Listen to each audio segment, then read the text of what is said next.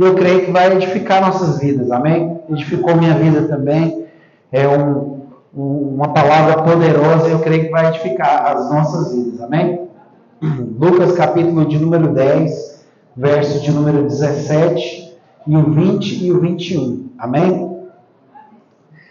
Lucas capítulo de número 10, vamos pelo verso 17, diz assim a palavra: Voltaram os 70 com alegria, dizendo: Senhor, pelo teu nome, até os demônios se submetem a nós. Disse-lhes Jesus: Eu vi Satanás como um raio cair do céu. Eu vos dei autoridade para pisar em serpentes e escorpiões e toda a força do inimigo, e nada vos fará dano algum. Mas não vos alegreis, porque os espíritos vos submetem. Alegrai-vos antes, por estarem os vossos nomes escritos nos céus. Vamos repetir, diga assim: a nossa verdadeira alegria é pelo nosso nome está escrito no livro da vida. Amém? A palavra do Senhor continua aqui no verso 21. Naquela mesma hora, alegrou-se Jesus no Espírito e disse: Graças te dou, Pai, Senhor do céu e da terra, que escondestes essas coisas aos sábios e inteligentes e as revelastes às criancinhas. Assim é, ó Pai, porque assim o quis. Amém? Glória a Deus. Amados, hoje eu quero estar compartilhando com os irmãos uma palavra nesse tema aqui, ó. Os resultados poderosos da supervisão. Vira para o seu irmão e diga assim: os resultados poderosos da supervisão. Amém? O que significa essa supervisão? Supervisão é um acompanhamento, não é? É quando alguém, né, hierarquicamente te acompanha a fim de que o trabalho ou a direção que foi dada a você, ela seja cumprida. Né? Ela seja estabelecida, que não haja um vacilo, que não haja um desvio, mas que a supervisão é um acompanhamento bem próximo. E esse acompanhamento tem uma finalidade de que verdadeiramente o que for colocado na sua mão, o que for te dado, seja cumprido, né? O que for colocado na sua mão seja concluído com êxito, né? E que alcance os resultados, né, favoráveis, os resultados para o reino de Deus. Quantos entendem isso? Quantos aqui entendem isso? Diga glória a Deus. Amém. E aqui nesse texto que nós acabamos de ver aqui, nós observamos que aqui há da parte do Senhor Jesus uma supervisão. O que Jesus tinha feito aqui? Jesus, depois de enviar os seus discípulos para poder ir e pregar a palavra, né, depois disso ele envia 70 homens. E ele envia esses homens com a palavra de Deus. Olha, eu quero que vocês vá, né, e preguem o evangelho, né, e vocês anunciem que é chegado o reino de Deus. E nós observamos claramente que esses homens, eles partem nessa direção, né, e eles pregam o evangelho, eles fazem tudo que deveriam fazer ali naquele lugar. Só que a palavra de Deus diz que voltando eles, quando eles voltaram, os 70, olha, com alegria. Quem estava esperando eles lá? Jesus. Jesus estava esperando eles. Jesus estava lá aguardando eles voltarem, né, para poder, ali, quando eles voltarem, analisar como que foi aquilo lá. Como que foi aquele momento, né? Então, é sobre isso que eu quero compartilhar com os irmãos hoje. Por quê? Porque essa supervisão é um ato ou uma ação de supervisionar. Ou seja, fazer uma inspeção do trabalho e da tarefa realizada por uma outra pessoa. Quem aqui, né, tem um chamado de Deus? Dá glória a Deus. Quantos aqui, semanalmente, diariamente, tem uma função, né, tem algo a cumprir em prol do reino de Deus? Dá glória a Deus. Porque aqui nós temos discipuladores, aqui nós temos líderes de ministérios, aqui nós temos líderes de células, né? A cada um é dado uma função, né? Deus, ele tem, assim como o Lúcio ministrou aqui, ele tem contado com a igreja dele, a fim de que a igreja dele possa alcançar o propósito, possa alcançar o alvo, né? E nós sabemos que isso se torna ainda mais aperfeiçoado se houver uma supervisão, se houver alguém que te acompanhe de perto, alguém que está do seu lado, para que isso seja cumprido. Amém? Quem supervisiona é uma liderança sobre a vida do supervisionado, uma vez que tem a capacidade ou a faculdade de determinar se a ação supervisionada está ou não de acordo com a palavra. Portanto, a supervisão é um ato de vigiar certas atividades, de modo que essas sejam realizadas de forma satisfatória. Quem aqui, né, chamado por Deus, quer que tudo que Deus colocou na sua mão tenha resultados favoráveis? Diga glória a Deus. Mas nós sabemos que, às vezes, né, são detalhes que nos impedem de chegar no lugar dos resultados. São detalhes, um detalhe apenas. São situações assim que são detalhes. E se a gente observar, né, se a gente permitir, na verdade, com que não seja só os nossos dois olhos que estão trabalhando em prol desse resultado, mas se sejam, né, os olhos também de outras pessoas, aí a gente tem muito mais condições de chegar no centro da vontade de Deus. Quantos creem nisso? Então, a supervisão é uma forma de expressar ideias, discutir, analisá-las e etc. Ou seja, o papel do supervisor é ajudar os seus supervisionados e orientá-los quanto ao uso de suas habilidades da melhor maneira, né? Mas também estar aberto para ouvir ideias e trocar conhecimento com eles. E desse modo a igreja se desenvolve e cada integrante que faz parte dela cresce individualmente. Também criando assim um espaço de vida e criando assim uma igreja saudável. Quantos entendem que é importante aqui ter alguém do seu lado para que você possa chegar no centro da vontade de Deus? Dá glória a Deus. Mas quantos também entendem o quanto é difícil nesse século agora se abrir para uma ideia dessa? Né? Quantas pessoas têm dificuldades, né, e que se fecham, se blindam de tal forma que não deixa de maneira alguma ninguém, né, ter um acesso, ninguém adentrar em um lugar, um ambiente que ele está desenvolvendo algo. E quando tem esse tipo de atitude, e automaticamente quando tem esse tipo de atitude, impedem. Você pode repetir e dizer assim: impedem. Diga assim: impedem o resultado favorável dentro da obra de Deus. Nós vivemos um tempo, amados, onde as pessoas, né, por causa de uma cultura mundial, isso aqui, e muito mais isso daqui nos Estados Unidos, que as pessoas vivem muito individualmente, né? Que as pessoas, muitas vezes, elas se limitam a andar, a dar espaço, né, para que outro entre na sua vida e possa ajudar essa pessoa para que ela seja bem sucedida. Só que o que nós observamos na palavra de Deus? Que é uma base bíblica. Diga comigo, uma base bíblica. O que é uma base bíblica? Que a palavra de Deus nos orienta. Que a palavra de Deus nos dá uma direção clara e objetiva que nós precisamos ter alguém à frente, ao lado da nossa vida, para que nós possamos ser orientados, sermos cuidados, a fim de que nós possamos ser abençoados pela visão dessa pessoa, para que a gente seja bem sucedido. Então, como homens e mulheres de Deus, nós não podemos blindar o nosso coração, né? Nós não podemos trazer para a nossa vida esse individualismo, porque apenas quem ganha com ele é o inferno. E nós não estamos aqui para cooperarmos com o inferno. Quantos estão aqui para cooperar com Deus? Glória a Deus.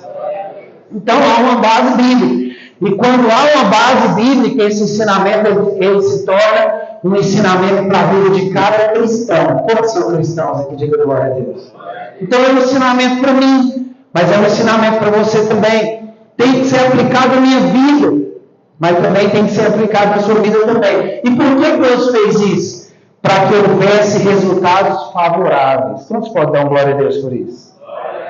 Então, eu quero especificamente falar sobre os resultados dessa supervisão. O que isso vai trazer na nossa vida?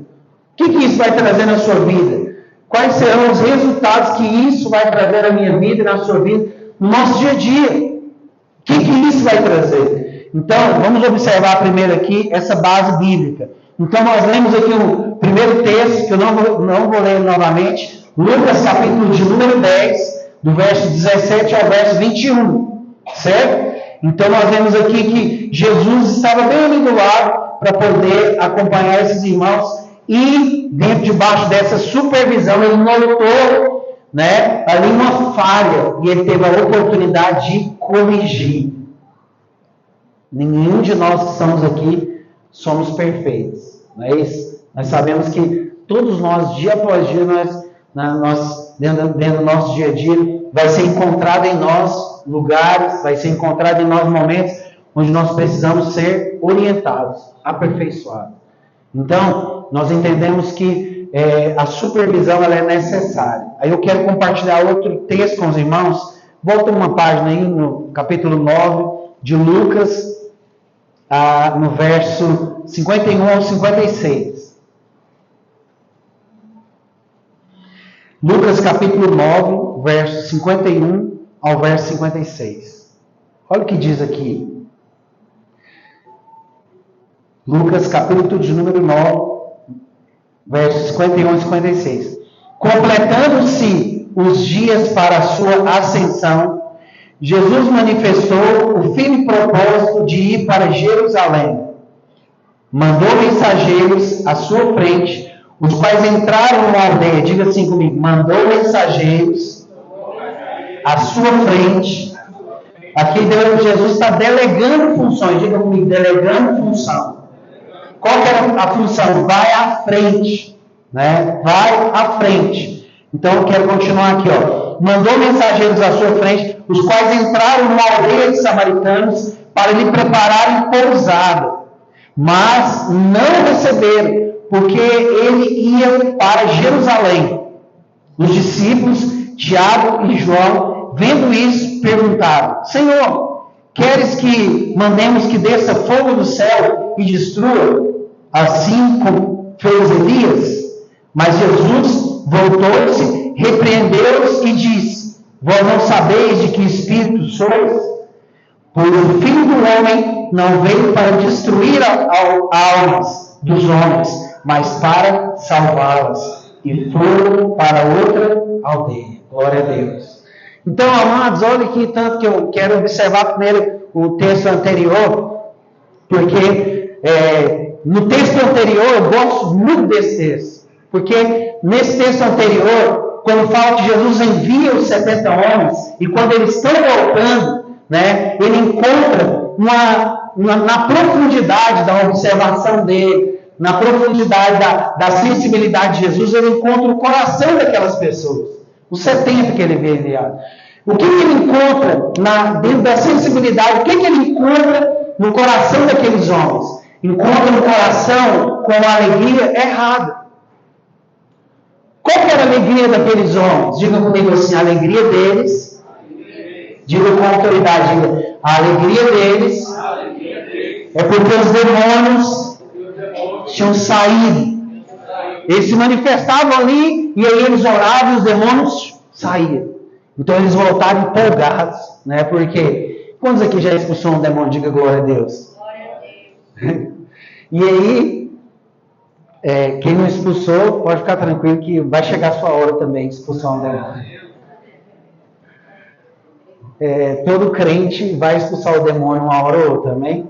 Então, quando Jesus observou ali na intimidade o coração dos discípulos, o que ele encontrou? Uma alegria falsa, uma alegria errada. E o que Jesus faz? Debaixo da sua supervisão, repita comigo: supervisão. Estou falando isso para você não ficar com sono. Repete comigo que você não vai ficar com sono. Debaixo da sua supervisão, ele encontra no coração dos discípulos uma falha de alegria. Então eles estavam alegres por causa daquelas situações, e Jesus vem e faz uma correção. faz um ajuste na rota e ensina para que eles fossem aperfeiçoados. Diga comigo, aperfeiçoados. Debaixo dessa alegria. Então, Jesus falou, vocês estão com alegria falsa, uma alegria errada. Por quê? Vocês estão alegres porque a conta bancária de vocês está boa. Vocês estão alegres por quê? Porque deu certo no trabalho.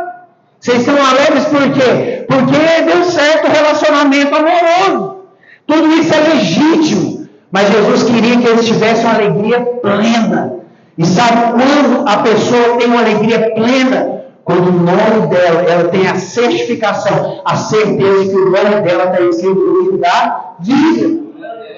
Por quê? Porque quando a pessoa tem certeza que o nome está escrito no livro da vida, ela pode estar passando pela adversidade, por qualquer tipo de situação, dentro do coração dela haverá uma certeza que Deus a ama de tal maneira que o nome dela está escrito naquele lugar, e esse é o motivo da sua maior esperança. Então houve ali o quê? Um aperfeiçoamento. Pastor, onde há aperfeiçoamento? Aperfeiçoamento só vem debaixo de supervisão.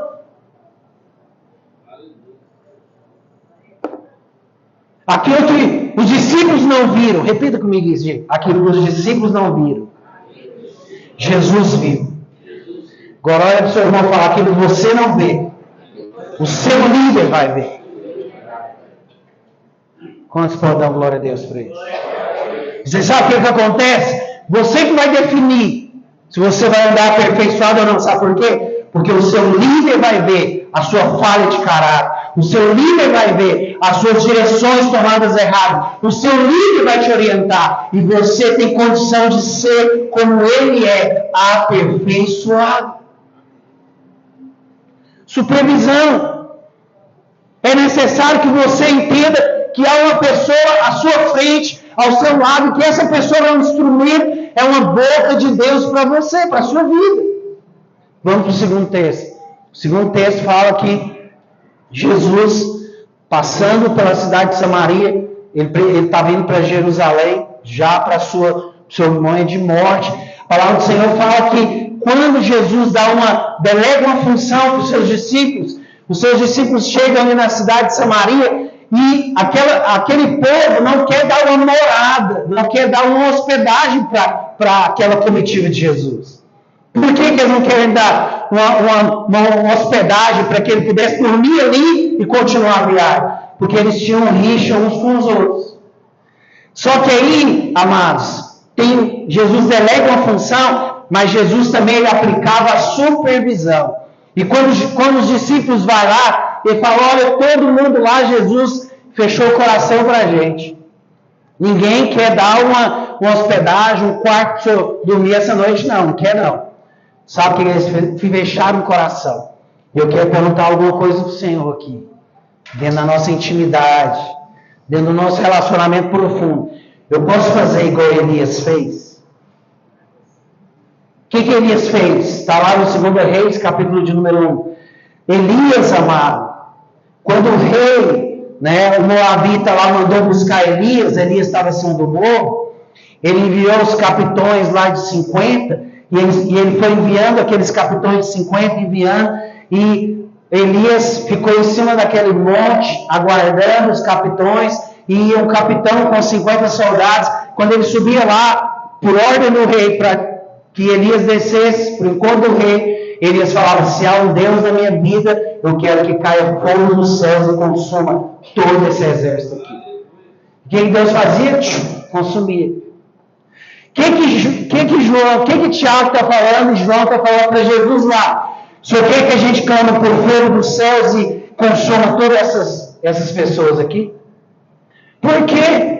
Porque não fizeram o que a gente quer que eles façam. Porque não deram morada para o Senhor.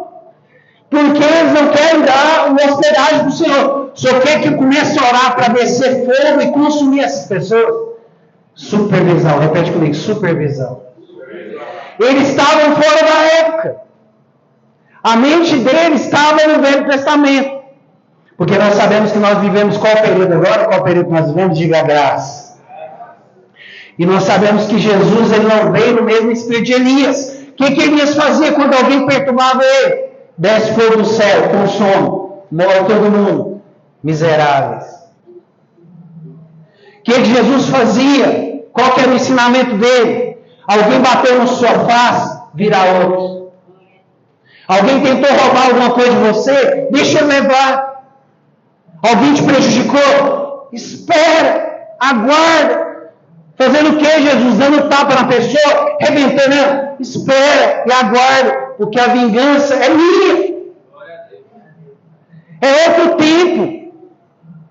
Ele veio num espírito diferente. Ele falou: eu não vim para ficar queimando o homem. Eu vim para... até eu posso corrigir isso daqui. Eu vim para colocar um fogo que arde, né? Mas eu não vim para matar nenhum homem. Eu vim para incendiá-los com a presença do Espírito Santo. Então, por que Jesus encontrou e por que Jesus trouxe um ajuste de rota? Supervisão. Amados, só houve ajuste de rota por causa de supervisão. O que Jesus falou para eles? Eu não vim nesse espírito. Agora é diferente. Eles não querem dar uma olhada, não. Vamos embora. Né? Bate a poeira do sapato e vamos embora daqui. Deixa eles para trás. Jesus, mas nós precisamos de um lugar para dormir. Calma aí. No período da graça é também um período de milagres. Foi o tempo que eles mais viveram milagres. Por quê? Jesus só precisa de quê para entrar em Jerusalém? Precisa de um jumento que ninguém montou. Tem que ser um jumento que ninguém nunca montou nele. Tá bom, Jesus, nós não temos jumento. Você pode olhar aqui no meio da multidão que está aqui. Ninguém tem jumento. Fica tranquilo. Você vai viver milagre. Como assim, Jesus? Vai na frente. Entra na cidade. Lá você vai ver um jumentinho amarrado na beira da cerca. Você pega o jumento. Se alguém falar, por que você está pegando o jumento? Fala, Deus mandou. É um período que nós vivemos da graça? Sim. É um período que nós não invocamos fogo do céu para prejudicar nossos irmãos? Sim. Mas é um período que nós mais vivemos milagres. Quantos já foram prejudicados aqui? Dão glória a Deus. Alguém já te prejudicou? Sim ou não? Eu quero te fazer uma pergunta aqui também, que talvez é na mesma intensidade que você fala glória a Deus. Quantas pessoas que te prejudicaram, que voltaram em você para pedir um perdão? Por que isso acontece? Porque nós não movemos a nossa mão. Nós aguardamos naquele que falou, minha é a vingança. E ele opera o milagre, ele opera a maravilha. E nós não pedimos fogo dos céus, mas ele vai lá e coloca um fogo na cabeça daquela pessoa. Quantas pessoas que já me prejudicaram e vão para longe, né? E ainda falo, nunca mais eu quero nem olhar para você. Mas com o tempo, volta. Volta. Teve um irmão que me prejudicou tanto. Né? Um dia ele me ligou e falou, pastor, o senhor me perdoa? Nem estava lembrando mais. Mas o que é isso? Deus ministrando na vida dele. Vira para o seu irmão e fala assim, embora nós estejamos vivendo em um período que nós não invocamos mais o fogo. Sabe o que é invocar o fogo? Pastor, meu vizinho lá é uma praga ruim, do inferno. Vai ser amaldiçoado, miserável, vai morrer os filhos, vai começar a passar fome. Isso é invocar o fogo. Nós não estamos mais nesse período. A supervisão de Jesus falou, nós estamos mais nesse período. Bateu, né? Quem já levou uma porrada aqui? Esses dias o irmão falou, nossa, estou sofrendo tanto. Eu falei, você já levou uma porrada? Eu já levei uma porrada na obra de Deus. De fato, no rosto. Os irmãos mais antigos aqui sabem como foi. E o que acontece? Nós não estamos num período de invocar fogo, mas eu quero que você olhe para o seu irmão e fale, mas nós estamos vivendo um período de muitos milagres. Jesus fez isso para quê? Para ensinar eles. Mas só houve, amados, isso porque houve lá de fato, de verdade, na vida deles, daqueles discípulos, só foi de fato, de verdade ali, houve o ajuste de rota, porque havia essa questão de Jesus estar próximo, observando, analisando e orientando. Eu quero compartilhar com os irmãos nesse ponto aqui agora, dois fatores imprescindíveis para que haja uma supervisão. Vamos observar aqui em Lucas, capítulo Condições necessárias para uma supervisão de sucesso. Vamos repetir isso? Vocês não têm isso, diga assim, condições necessárias para uma supervisão de sucesso. Condições necessárias. Primeiro, um coração de mestre, um coração de pai. Diga assim, um coração de mestre, um coração de pai. E do outro lado, diga assim, um coração ensinável, um coração de discípulo. Amados, ali havia alguém que estava bem perto deles.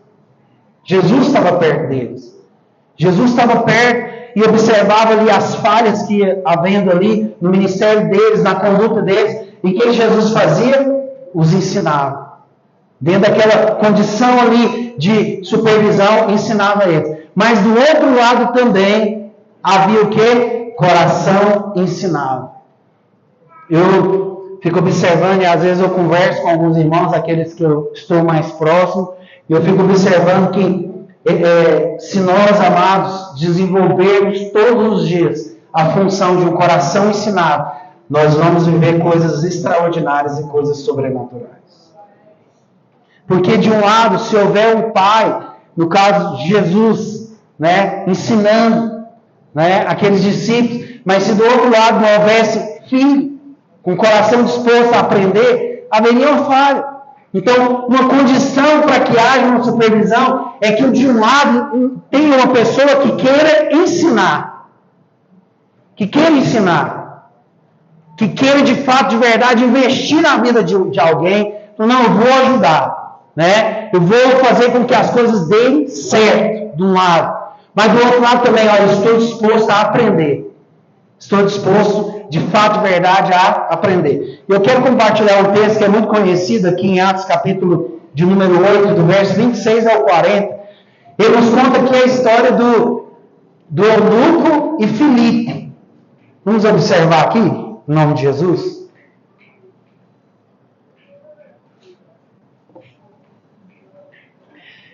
Atos, capítulo de número 8, o verso de número 26 ao 40. Essa passagem, ela falou muito no meu coração. Estava no trabalho, Deus começou a falar com essa passagem. Ela, na verdade, seria a base dessa palavra. Mas eu creio que ela vai também agregar muito na nossa vida. Olha o que diz aqui. O anjo do Senhor disse a Filipe, diga assim, delegando funções. O que o anjo do Senhor disse a Filipe? Levanta-te, vai para o sul, pelo caminho que desce de Jerusalém para Gaza, que está deserto. Ele se levantou e partiu no caminho, viu o etíope, eunuco e importante funcionário do Cândice, rainha dos etíopes. Ele era superintendente de todos os seus tesouros e tinha ido a Jerusalém para adorar a Deus. Enquanto voltava para a sua casa, assentado no seu carro, lia o profeta Isaías. Diga comigo, o profeta Isaías. Disse o Espírito a Filipe, aproxima-te e suba nesse carro. Correndo Filipe, ouviu que lia o profeta Isaías e perguntou, entendes tu o que lês? Diga comigo, você entende? Diga comigo, você entende o que você está lendo? O que ele respondeu no verso 31? Ele respondeu, como poderei entender se não há quem me ensine? E pediu a Filipe que subisse no carro e com ele se assentasse. O lugar da escritura que ele lira era este. Foi levado como ovelha para o matadouro, e como está mudo o cordeiro diante do tosqueador, assim não abriu a sua boca. Na sua humilhação negaram-lhe justiça. Quem contará a sua geração? Pois a sua vida é tirada da terra. Repita comigo. Respondeu o eunuco a Filipe, eu continuo aqui, disse, peço-te que me digas a quem o profeta se refere, de si mesmo ou de outro. Então Filipe, abrindo a boca, começou nessa escritura e anunciou-lhes Jesus. Indo eles caminhando, chegaram a um lugar onde havia água. E o eunuco perguntou, vê aqui a água? O que me impede que eu seja batizado? Quantos podem dar glória a Deus por isso? Respondeu Filipe, tu podes se creres de todo o coração, disse ele, eu creio que Jesus Cristo é o Filho de Deus. Mandou parar o carro e desceram ambos a água. Tanto Filipe como Eunuco e o batizou. Quando saíram da água, o Espírito do Senhor arrebatou Filipe e não ouviu mais o Eunuco, mas cheio de alegria continuou o seu caminho. Filipe apareceu em Azoto. Ao passar, anunciava o Evangelho em todas as cidades, até que chegou a Cesareia. Quantos podem dar glória a Deus por essa passagem? Amados, aqui nós vemos a realidade disso aqui que eu estou compartilhando hoje com os irmãos. Qual que é a realidade disso aqui? Um coração de alguém disposto a ensinar e um coração de alguém disposto a aprender. Aqui nós vemos que aqui era algo muito simples. E de fato o Evangelho é algo muito simples. Por quê? Porque ele lia, mas ele não compreendia. Só que tinha alguém ali disposto a o quê? Ensinar. Então o Filipe, ele pegou, enviado pelo Espírito de Deus, ele pegou e falou, então eu vou ensinar. Ensinou. E ao mesmo tempo, alguém muito disposto a aprender, aprendeu, pegou a palavra. Aí veio Mateus 28, verso 19. Ide por todo mundo, pregai o Evangelho a toda criatura, né, ensinando-os a guardarem, né, as palavras que eu vos tenho ensinado, né, e lá está escrito assim na sequência, batizando-os em nome do Pai, do Filho e do Espírito Santo. O que estava acontecendo ali? Estava acontecendo o rema, estava acontecendo, estava se materializando a palavra de Deus, onde alguém tinha sido instruído, onde alguém tinha recebido a instrução, e agora essa pessoa estava sendo batizada. Então não tem como ter supervisão se não houver um coração ensinado. Vira para o seu irmão e diga assim, você tem um coração ensinado? Eu lembro que nós compartilhamos aqui na escola, no Princípios de Revelação na Palavra, sobre um coração adâmico e um coração soberbo. O que é um coração adâmico? Um coração adâmico é um coração de alguém que não quer aprender nada com ninguém. Só quer aprender se for de Deus. Só aprende se for com Deus. Né? Um coração endurecido. Né? Aquele coração que fica blindado. Mas há também o coração soberbo, que é aquele coração que fala, isso aí eu já sei. Eu já sei de tudo. Né? Eu já sei de tudo. Né? Eu e a pastora Eliana temos acompanhado um rapaz e ele fala assim, eu sou o chefe dessa vida. Eu já sei de tudo. Né? Eu já sei de tudo. E a gente fica observando e fala, como que pode alguém saber de tudo? Então não há como ter supervisão se a pessoa tiver um coração adâmico e um coração soberbo. Onde você fala, olha, mexe um pouquinho da direita. Que isso aqui eu estou vivido nisso daqui. Isso aqui já tira de letra, de fichinha. Né? E você move um pouquinho para a direita que vai melhorar. E às vezes, como a visão de liderança é uma visão um pouco diferente, aí a visão de liderança fala, só um pouquinho para a esquerda as coisas vão dar certo. Não, jamais. Então não há como ter supervisão se não houver um coração ensinado. Se não houver um coração que fala, que está disposto de fato a aprender, disposto de fato a aplicar, a abrir o coração para algo novo, algo real, algo da parte de Deus. Não tem como. Me lembro que eu, debaixo dessa supervisão, eu até anotei para dar esse testemunho aqui, vou finalizar, porque eu sei que às vezes é um pouco difícil de ouvir alguns tipos de palavras, mas eu me lembro da vida do Flávio. Vou dar esse testemunho aqui do Flávio, mas tem um outro testemunho também da vida do Edilson. Eu me lembro que eu cheguei lá na célula do Flávio, e aí eu olhei aquela célula, amados, e a célula estava lotada. E ele tinha convidado ali uns assembleanos, né, um monte de povo, e ele estava empolgado, a célula lotada, e aí aquele louvor e fala em línguas e tanta coisa mais, e quando terminou a célula, eu creio que dentro do coração dele estava assim, o pastor vai chegar em mim e vai falar, aleluia, que célula poderosa. E aí eu olhei para ele e falei assim, Flávio, essa célula tem algumas coisas que estão erradas.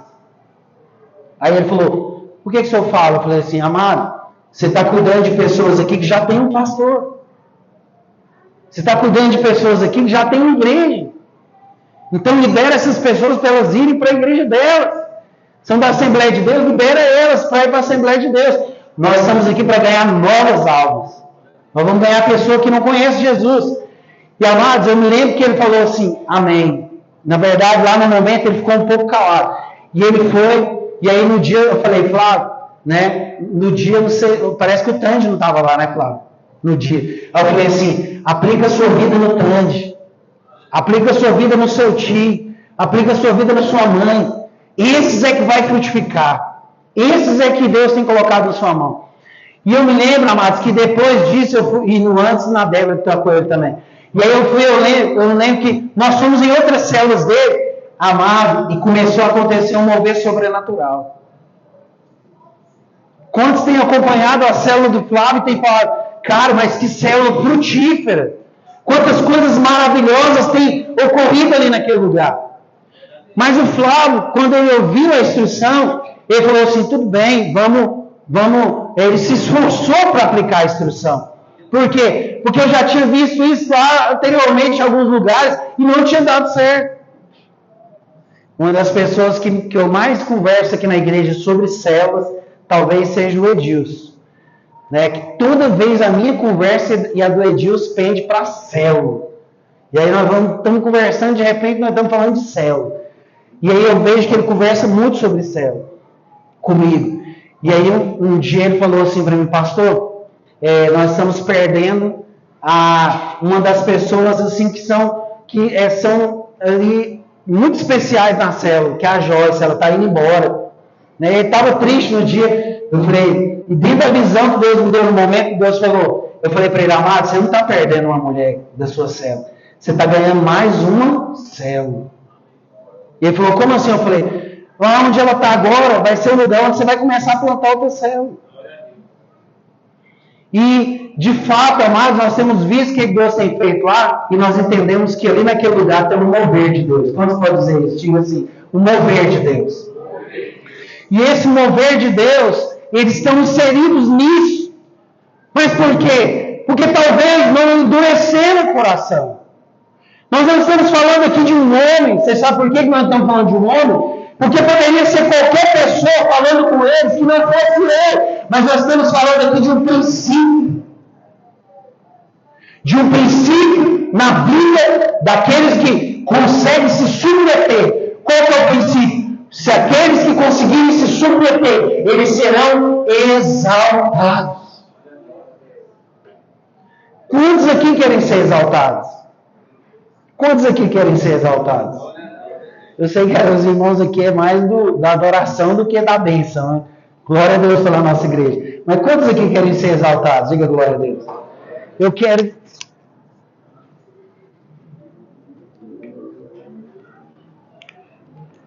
Eu quero que tudo que eu fizer venha dar certo. Isso é o que eu quero. Quantos querem isso? Diga glória a Deus. Isso é ser exaltado. Mas tem um princípio aí. Você consegue ouvir a pessoa que está do seu lado? Você consegue ouvir o seu líder? A Bíblia fala que a soberba, a Bíblia também diz assim, a soberba, ela vem antes. Quando você vê a soberba, quando você vê a soberba, entende o versículo. A soberba, ela vem antes da queda. Quando você vê alguém falando, eu sei demais, e eu isso, eu aquilo, calma. Uma triste situação está diante dela. Então, sabe o que nós queremos? Nós queremos que Deus mova os céus e nos abençoe nessa direção. Sabe o que isso aí é resultado? É resultado de supervisão. Supervisão, amados, vai gerar em nós, primeiro, vai gerar em nós excelência. Talvez você faça lá e você fala, cara, mas eu faço, a obra que eu faço de Deus, ela é uma obra boa. Vendo o seu irmão fala assim, Deus quer que a obra que você faz seja obra excelente. Você consegue abrir o coração para isso? Para a pessoa que está do seu lado falar, ainda não está bom, mas vai ficar. Só vira aqui para a direita, vai ficar. A palavra do Senhor aqui em Provérbios, capítulo de número 11, verso de número 14, diz assim, ó. Não havendo sábia direção, o povo cai, mas na multidão de conselhos, a segurança. Ou seja, você vai pisar no lugar firme, né? Você vai pisar no lugar firme, você vai falar, olha, eu estou pisando aqui, e eu sei que esse lugar, não sou eu só que estou indo, mas outras pessoas já viram que é um lugar firme, por isso que eu piso, e eu sei que vai dar certo. Olha, um resultado também da supervisão é relevância. Você quer ver, conta esse ponto aqui, talvez, por nós não compreendermos essa palavra relevância, você quer ver o tanto que ele nos afeta sem a gente saber? Eu quero perguntar aqui para você hoje. Se você sair hoje do lugar que você está, as pessoas vão sentir falta de você? Se você hoje, amanhã, não aparecer no seu trabalho, o seu patrão vai falar assim, ó, tudo bem, chama um lá da rua, coloca no lugar. Se você hoje não liberar, não chegar lá na sua célula, na célula que você está fazendo, só põe outro. Ou alguém vai falar assim, você está doido? Nós precisamos do que Deus tem feito na vida dessa pessoa. Relevância. É quando o que você faz passa a ser essencial para as pessoas que estão perto de você. É essencial que se deslocar você para a direita ou para a esquerda, as pessoas sentem falta, uma falta tremenda de você, a ponto delas talvez paralisarem o seu trabalho. Você fala, nossa pastor, mas isso é uma dependência. Não, isso é relevância. Deus tem nos conduzido, amado, a um caminho de excelência, a um caminho de relevância, a um caminho onde você não vai ser apenas mais um. Mas você vai ser a característica essencial e necessária para o lugar que Deus está te colocando e te chamando. A sua célula precisa de você. Não é porque você estava aí sambando por aí que ele foi, te pegou e te colocou, não. Você é essencial naquele lugar. Por isso que a supervisão traz excelência, por isso que a supervisão traz também relevância. Eu quero, de fato, de verdade, que quando for para mudar qualquer um de nós aqui na igreja, para tirar uma pecinha para abençoar outro lugar, fala, nossa, mas você está fazendo tanta falta. Fazendo muita falta. Por quê? Porque você é uma pessoa, uma peça-chave, essencial na minha vida. Esse é o lugar que Deus tem que nos levar. Sabe o que isso é resultado? De supervisão. É de você não fazer as coisas de qualquer forma. Chega na sua célula e ora de qualquer forma, quebra gelo de qualquer forma. Foi essa semana na célula do Cauã. Cauã, vocês são só 3 lá. Estava em 3, mas é 5 lá na célula. Mas pensa numa célula poderosa. A menininha que fez lá o quebra-gelo, amado, que unção, que ela preparou aquele negócio. Ela preparou aquilo lá, ela fez com carinho, ela deu tempo, ela esforçou para aquele momento. Sabe o que ela fez? Aquele quebra-gelo ser relevante. Não é um quebra-gelo qualquer. Ministrou a palavra lá na célula, cadê a relevância? Nossa, mas mesmo que o irmão ministrou no domingo, mas ainda conseguimos ali adquirir muito conteúdo, que bênção, né? Que bênção. E para concluir aqui, essa supervisão também vai te trazer uma capacitação. Tem uma diferença, que eu não entrei muito nela aqui, entre o capítulo 9 de Lucas e o capítulo de número 10. No capítulo 9 ele envia discípulos, repita comigo, discípulos. No capítulo 10 fala que ele envia 70. Discípulos falava dos 12 dele. 70 falava daqueles que estavam em treinamento.